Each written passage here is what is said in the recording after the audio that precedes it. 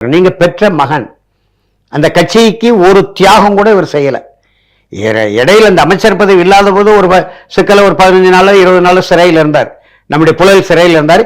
இவருக்காக நான் சிறையில் இருந்தோம் ஒரு மாசம். யாருக்காக? அன்புமணி ஐயாவுக்காக. எங்க ஐயா சின்னையாவை எப்படி கைது செய்யலாம் என்று நிலையில ஒரு போராட்டம் நடத்தி என்னை மட்டும் பிடிச்சு சிறையில் அடைச்சிட்டாங்க. ஆக நானும் அவரும் ஒரே காலகட்டத்தில் சிறையில் இருந்தோம். கூடங்குளம் அணுவுல எதிர்த்து தமிழின மருத்துவர் ஐயா மேல வழக்கு சிறையில திருச்சி சிறையில அம்மையார் ஜெயலலிதா காலத்துல ஒரு மாசம் சிறையில் அடைச்சிட்டாங்க. இப்படியெல்லாம் வன்னியர் சங்கம் கட்டமைத்து 80லிருந்து 87 வரை மருத்துவர் ஐயா போராடாத போராட்டமே கிடையாது. அதாவது கல்வியிலையும் வேலை வாய்ப்பிலையும் பெருங்குடி சமுதாயமான வன்னிய மக்களுக்கு 20 விழுக்காடு தனி இட பங்கீடு இதான் கோரிக்கை.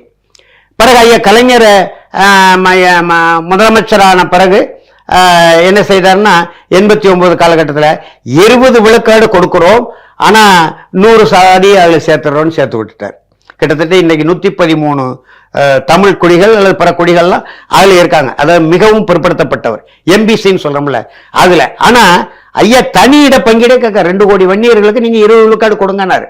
இப்ப கடந்த 2021 தேர்தலுக்கு முன்பு அவசர கதியில அண்ணா திராவிட முன்னேற்ற கழக ஆட்சியில எடப்பாடியார் காலத்துல 10.5 விழுக்காடு கொடுத்தாங்க. சரி கொடுக்கறதை ஏற்றுக்கொள்ளும் பிறகு பார்த்துக்கொள்ளும் என்று அதை ஏற்றுக்கொண்டாங்க. அதற்கான அதை எதிர்த்து வழக்கு இந்த கருணாங்கிற ஒரு நடிகர் இருக்கார், குத்தாடி நடிகர், அவர் போட்ட வழக்குல உச்ச நீதிமன்றம் 10.5 விழுக்காடு கொடுத்தது தவறு என்று சொல்லல, அதை நீ முற்றிலும் தவிர்க்க வேண்டும் என்று சொல்லல. அதற்கான தரவுகள் எங்கன்னா இல்லை.